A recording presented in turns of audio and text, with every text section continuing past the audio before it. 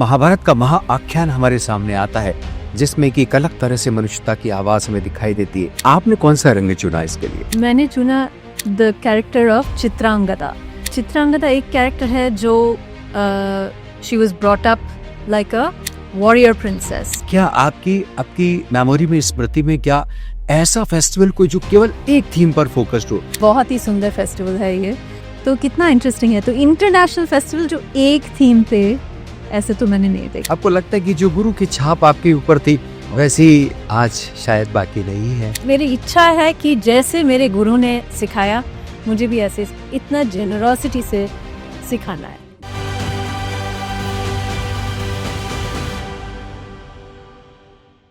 नमस्कार, वीर भारत में आज सांस्कृतिक संवाद की इस कड़ी में आपका स्वागत है दर्शकों। और इस वक्त हमारे स्टूडियोज में मौजूद हैं बातचीत के लिए प्रख्यात नृत्यांगना सुश्री अमृता लहरी। अमृता जी, आपका बहुत बहुत स्वागत, बहुत बहुत अभिनंदन है। लंबा समय हो गया इस कला के रास्ते पर कदम बढ़ाते बढ़ाते एक नृत्यांगना के रूप में आपने न जाने कितनी सारी सभाओं में अपनी प्रस्तुतियां दी हैं, न जाने कितनी तरह से नई नई कथाओं को, आख्यानों को, नई नई विषय वस्तु को आपने अपने नृत्य का विषय बनाया है। लेकिन इस समय आप महाभारत को लेकर काम कर रही हैं, और जब महाभारत का महाआख्यान हमारे सामने आता है जिसमें कि एक अलग तरह से मनुष्यता की आवाज हमें दिखाई देती है, कितने रंग हैं, कितनी मुद्राएं हैं, आपने कौन सा रंग चुना इसके लिए? तो मैंने चुना द कैरेक्टर ऑफ चित्रांगदा, जो है मणिपुर के राजकुमारी। She is actually she becomes one of the wives of Arjuna. जी। तो चित्रांगदा एक कैरेक्टर है जो she was brought up like a warrior princess, very strong, doing archery. लेकिन एक दिन वो फॉरेस्ट में डियर के पीछे भाग रहे हैं और she encounters Arjuna and she falls in love. अच्छा।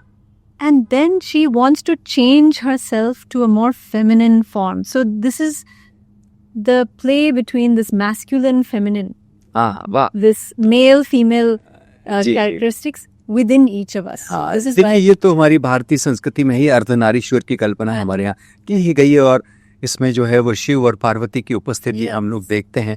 ये जो उसमें से निकल कर आ रही है चीजें, लेकिन चित्रांगदा की जो वॉइस है इसके अलावा भी बहुत कुछ कहती है। क्या कहती है? आज से उसका क्या रिश्ता है? Yes, exactly. It is so relevant. आज भी इतना relevant है ये सारे कैरेक्टर्स, लेकिन हमें ढूंढना पड़ता है ये, because you cannot also dance the character. हम नहीं प्रेजेंट कर सकते जब तक हमें लगता है कि मेरे अंदर भी कुछ है जो उस कैरेक्टर के अंदर है। मतलब मेरे लाइफ में भी ऐसा कुछ है जो कनेक्ट होता है उससे, एंड ऑडियंस भी ऐसे कनेक्ट होता है। जी जी। तो सबके अंदर ऐसा है कि समथिंग यू डोंट लाइक, जो पसंद नहीं है मेरे, maybe I am too dark, maybe I am too strong, maybe I am ऐसा कुछ है जो हमें चेंज करना है। लेकिन फाइनली चित्रांगदा जो कहते हैं अर्जुन को कि मैं हूँ चित्रांगदा, मैं ऐसे ही हूँ, मैं हूँ strong, I want to be your equal, আমাকে যদি সাথে রাখো। It's a Bengali poem from Tagore. So if you keep me with you as an equal, তবে চিনতে পারবে আমাকে, that you will understand, आप पहचानेंगे मुझे। So that is what she says to Arjuna. You have to know my real self. So आप इस उत्सव में आई हैं जिसे महाभारत नाम ही दिया गया है, और सभ्यताओं के संघर्ष और औदार्य की महागाथा, ये हमारे महाभारत के साथ जो टैगलाइन जुड़ी है, ये जो है जिसमें संघर्ष की, सभ्यताओं का संघर्ष और औदार्य की महागाथा, इसको किस रूप में आप देखती हैं? महाभारत में इतने सारे स्टोरीज हैं सर, मतलब जो भी, कोई भी लाइफ में कुछ ऐसा नहीं है जो उसमें नहीं है। हाँ, सब कुछ है। तो उसमें थोड़ा ढूंढना पड़ता है, फिर सब मिल जाती है। इट्स नॉट ओनली गीतोपदेशम और द्रौपदी और anything, there are so many smaller stories and Chitrangada is one small story. तो इतने सारे जो किरदार हैं, इतनी सारी कहानियां हैं। जब आप नृत्य के रास्ते पर निकली, ये जर्नी आपकी शुरू हुई, तो आपके हिस्से में ऐसे कितने किरदार आए या कौन सी कहानी आई? क्या चित्रांगदा से के अलावा भी आपने कुछ किया है महाभारत पर फोकस्ड? महाभारत पे मतलब गीतोपदेशम तो हमने कई बार दिखाया, because that is a very important. हाँ, so that is the most important, Draupadi, you know, so ये सारे स्टोरीज आते हैं, लेकिन पूरा एक कुचिपुड़ी नृत्य जो है डांस ड्रामा से आता है। तो मैंने जब देखा ये चित्रांगदा डांस ड्रामा जो टैगोर ने मतलब 1929 I think he made it, I am not sure, 1920s or 1913, so he made this full dance drama। तो मैंने सोचा वो डांस ड्रामा को अगर कंडेंस करके एक कैरेक्टर में लेके आ सकते हैं तो वो कैसा होगा, then you can focus on that character। तो I wanted to bring that, you know, that character's emotions, उसी कैरेक्टर का कहानी, उसी कैरेक्टर के जो कॉन्फ्लिक्ट है, तो वो दिखाना था। ये तो स्टोरी लाइन की बात हुई, लेकिन जब आप इसे मंच पर ले गई तो मंच पे उसको ले जाने के साथ उसमें म्यूजिक आता है, उसमें कोरियोग्राफी आती है, इसको लेकर आपने क्या काम किया? बहुत। तो पहले तो हमने शुरू किया वो टैगोर के जो डांस ड्रामा है बंगाली में लिखे हुए, I am a Bengali also, so that's why I connected very much with that. तो वो बंगाली से शुरू किया। तो मैंने एक बार ट्राई किया कि कुचिपुड़ी बंगाली गाने पे कैसे लगेगा, क्योंकि कुचिपुड़ी है आंध्रा का। जी बिल्कुल। तो इट्स टू डिफरेंट कल्चर्स। हमारे देश में जो है मतलब हर स्टेट का अलग अलग कल्चर, कितना फर्क है, मतलब हर स्टेट का गाना अलग है, कॉस्ट्यूम अलग है, भाषा तो है ही। तो मैंने ट्राई किया कुचिपुड़ी ऑन रविंद्र संगीत। वाह, ठीक था, लेकिन मैच ठीक नहीं हो रहा था। तो फिर कुछ बंगाली सॉन्ग्स मैंने तेलुगु में ट्रांसलेट किया, तो फिर थोड़ा ठीक लग रहा था और सेट हुआ। म्यूजिशियंस के पास जाके वो कॉम्पोजिशन करवाया। फिर वो स्टोरी लाइन लाने के लिए we had to use every instrument. तो आपने देखा मेरे 4 म्यूजिशियंस थे, तो हर एक का यूनिक रोल और बहुत इम्पोर्टेंट रोल है। मृदंगम, खट्टम, नटवंगम, वोकलिस्ट और वायलिन, हर एक का इम्पोर्टेंट रोल है। वो साइड में बैठते हैं, लेकिन म्यूजिक और डांस एक साथ नहीं होएगा तो ठीक से नहीं होता है। तो बहुत काम किया उसमें। जी जी जी, ये बिल्कुल बकायदा। अब मैंने महसूस किया, देखते हुए भी महसूस किया कि किस तरह से हमारी हर विधा में जो एक पूरी प्रस्तुति में एक हिस्से की तरह आती है, लेकिन उसके बावजूद वो पूरे समग्र जो टोटलिटी में किस तरह से इफेक्ट पैदा करती है, और दर्शक दरअसल अपनी तरह से अपना रस तलाश लेता है। ये जो मैसेज जो कलाओं से निकल कर जाती है, महाभारत का एक चैलेंज तो है कि दरअसल उसकी जो वॉइस है, उसकी जो आवाज़ है, वो एक मैसेज के रूप में दर्शक तक पहुंचाने की चुनौती तो आप जैसे लोगों के पास में होती ही। अमृता जी, लंबा समय गुजर गया, क्या आपकी मेमोरी में, स्मृति में क्या ऐसा फेस्टिवल कोई जो केवल एक थीम पर फोकस्ड हो, कभी आपने देखा, उसमें कभी अपना पार्टिसिपेशन हुआ आपका? मैंने तो कभी नहीं देखा। बहुत ही सुंदर फेस्टिवल है ये, और इतने सारे मेरे प्रोग्राम के बाद एक जापानीज ग्रुप कर रहे हैं। तो आज उनसे भी बात हो रही थी कि वो कैसे सब कंटेम्प्रेरी डांस, फिर जापान का ट्रेडिशनल डांस सब लेके एक साथ कर रहे हैं। तो कितना इंटरेस्टिंग है। तो इंटरनेशनल फेस्टिवल जो एक थीम पे, ऐसे तो मैंने नहीं देखा, और भी मतलब होना चाहिए। बहुत सुंदर फेस्टिवल। जी देखिए, अब आप जैसे नृत्यांगनाएं जो हैं, जब उनकी नृत्य शैली को देखते हैं, उनका डेडिकेशन को, डिसिप्लिन को अगर हम देखते हैं, तो हमें लगता है कि देखिए ना, ये इतनी हज़ारों बरस पुरानी हमारी चीज़ें हैं जो आज भी अपने बचा के रखिए। और एक तरफ एक अलग किस्म का भीड़ है, बदहवासी है, बेचैनी है, अलग अलग किस्म का हम देखते हैं कि एक मार्केट ने और टेक्नोलॉजी ने जिस तरह से इफेक्ट किया सोसाइटी को। तो ये दोनों फलसफा हमारे सामने हैं। एक तरफ आप जैसे लोग हैं जो उसके बावजूद भी दिया जलाए हुए हैं, और एक तरफ ऐसा लग रहा है, आपको क्या दिखाई दे रहा कि यही टिकेगा या नहीं, कहीं ना कहीं इनके ऊपर कहीं कुछ ऐसा आक्रमण कर रही है हमारी नई सभ्यता?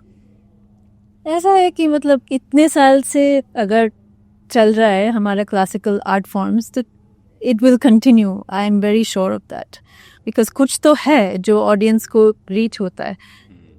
बट एज आर्टिस्ट हमें भी मतलब थोड़ा टाइम के साथ भी चलना चाहिए। जैसे अभी लाइट्स बहुत इंपॉर्टेंट हो गया, अभी कभी कभी प्रोजेक्शन के साथ कुछ करते हैं, तो we have to use technology, we have to reach the audience somehow.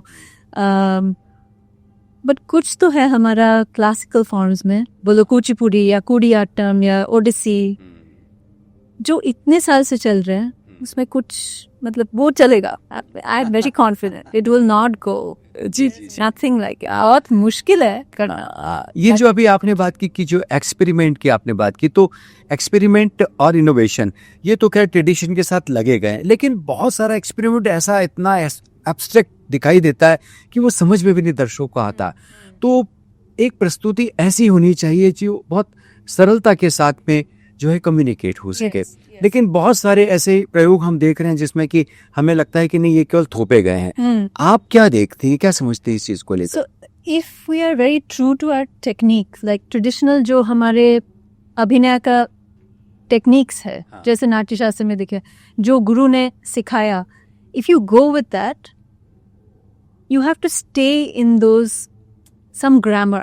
जैसे आप हिंदी बोल रहे हैं तो कितने सुंदर आप ग्रामर में बोल रहे हैं, और if I speak in English then it has to be spoken correctly. Ji ji Otherwise what you say is not going to communicate. If I speak badly, जैसे मेरी हिंदी कमजोर है जी। तो ऐसे बोलते हैं तो कम्युनिकेट ठीक से नहीं हो रहा है. But if you stay with the dance grammar, dance का जो इतने साल से centuries it's going, ji ji it will reach the audience. Now what will reach the audience I don't know. आप जो समझेंगे मैंने जो बोला वो शायद अलग होगा, maybe not exactly a match, but कुछ तो फीलिंग है. मैंने जो डांस किया है हो, कुछ तो फीलिंग आया. पूरा स्टोरी शायद नहीं समझा किसी ने, नो प्रॉब्लम, बट जो रस है, जो भाव है, वो कुछ तो पहुंचा उनको. देखिए, अब आप जिस अमृता से हम बातचीत कर रहे हैं, जो इतनी मैच्योर है अपने थॉट में भी और अपने आर्ट में भी, तो ये आपको गुरु शिष्य परंपरा से मिला है. हाँ जी, है ना? एक गुरु से मिला है, एक परंपरा जो चल कर आई और आपने उनके साथ जुड़कर काम किया.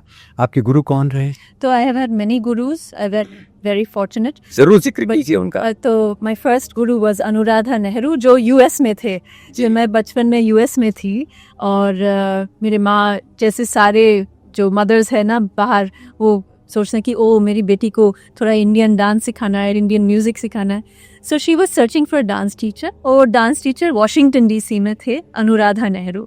She was very good, very strict. मतलब हाथ अगर ऐसे रखना है तो ऐसे ही रखना है और कहीं नहीं जा सकता है. तो बहुत अच्छा था मेरे लिए फाउंडेशन. फिर लीला सैमसन से मैंने she is a great Bharatanatyam गुरु. लीला सैमसन से सीखा, and she is my Guru.